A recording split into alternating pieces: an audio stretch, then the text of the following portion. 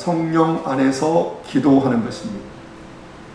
하나님의 전신갑주는 성령 안에서 기도하는 것으로 마무리가 되는 거예요. 그것도 항상 무시로 기도하는 것입니다.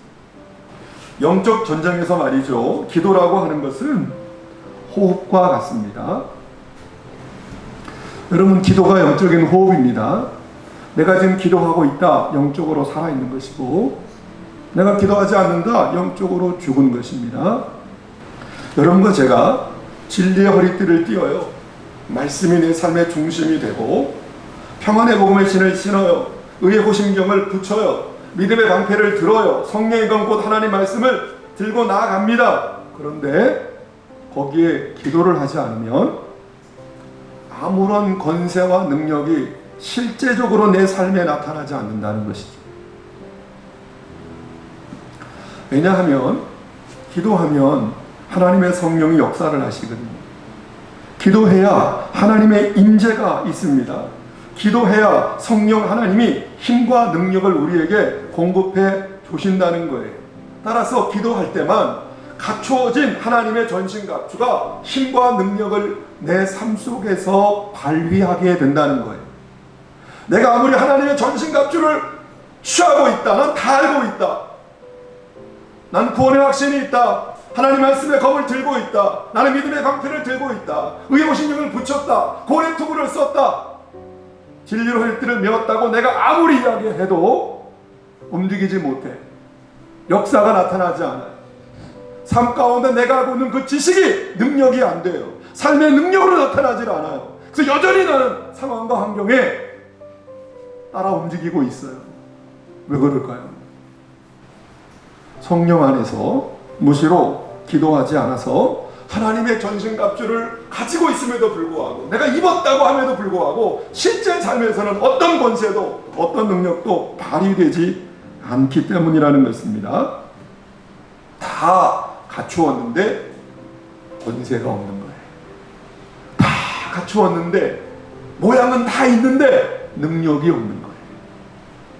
하나님이 예수님에게 말이죠, 성령을 그리고 능력을 막 기름을 붓듯 막 부어주셨대요. 언제 부어주셨을까요?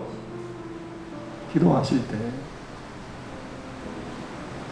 예수님이시기 때문에 권세와 능력이 나타난 게 아니고, 그 예수님이 하나님 앞에 나아가 무릎으로 기도했더니 하나님의 성령과 능력을 막 기름 붓듯 부어주시고, 그 능력을 가지고 말씀하시니까 그 말씀에 권세가 있고 영적 권위가 있고, 말씀하시면 귀신이 떠나가고 병든 자가 낫고 죽은 자가 살아나는 능력들이 삶의 현장 가운데 나타나더라는 거예요. 그러니까 당시에 랍비들이 깜짝 놀라는 거예요. 왜? 자기들도 다 알고 있는데, 그런 모양은 자기도 다 갖추고 있는데, 자기들은 이게 권세도 없고 능력도 없는데 저 예수는 도대체 누구이길래 저런 권세가, 저런 능력이 나타나냔 말이에요. 예수님이니까?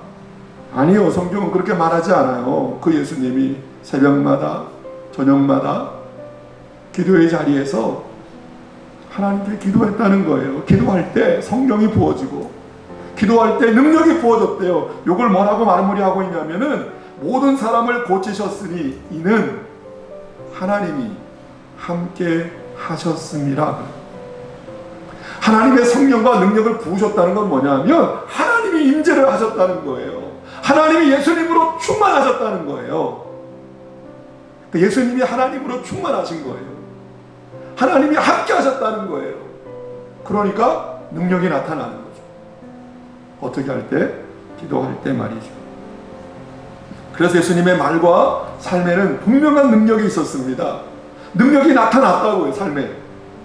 더 나아가서 영향을 받는 것이 아니고 영향을 주셨다는 거예요.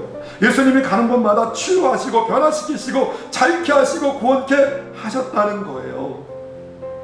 그 비결이 어디에 있느냐? 그 비밀이 기도에 있었다는 것입니다. 기도. 왜? 기도는 영적 전쟁에서 호흡이에요.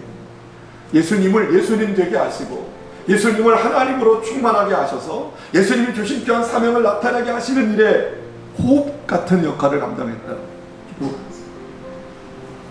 기도는 영적 전쟁에서 영적 호흡이에요.